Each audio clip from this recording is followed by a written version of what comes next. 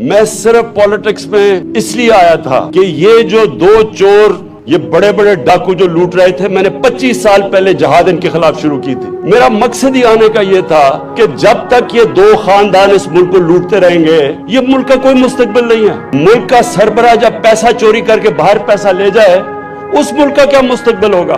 میں نے تو دنیا دیکھی ہوئی ہے، میں نے تو مغرب دیکھا ہے، میں نے تو دیکھی ہے کہ خوشحال معاشرے کیسے چلتے ہیں۔ مجھے تو پتا ہے کہ یہاں ہم آگے بڑھ ہی نہیں سکتے تھے، نہیں تو میری طرح کے آدمی کو پالیٹکس کیا دے سکتی تھی؟ اللہ نے تو سب کچھ دے چکا تھا، مجھے سب کچھ میرے پاس تھا، نہ مجھے کوئی شہرت نہ پیسہ، کسی چیز کی ضرورت نہیں تھی۔ میں تو ان کا مقابلہ کرنے کے لیے آیا تھا، دو وجہ سے آیا تھا۔ ان کے ہوتے ہوئے پاکستان کو کوئی مستقبل نہیں تھا، اور ہمارا مقصد ہی اس ملک کو، ہم پاکستان کے ساتھ بڑے ہوئے ہیں۔ میرے ماں باپ غلام ہندوستان میں پیدا ہوئے تھے، ہم پہلی جنریشن تھی جو پاکستان آزاد ملک میں پیدا ہوئے تھے۔ تو جب تک ایک ملک اپنے نظریے پہ نہیں جاتا، وہ ملک کامیاب کبھی بھی نہیں ہو سکتا۔ اور یہ ایک نظریے کے اوپر پاکستان بنا تھا، اسلامی فلاحی ریاست۔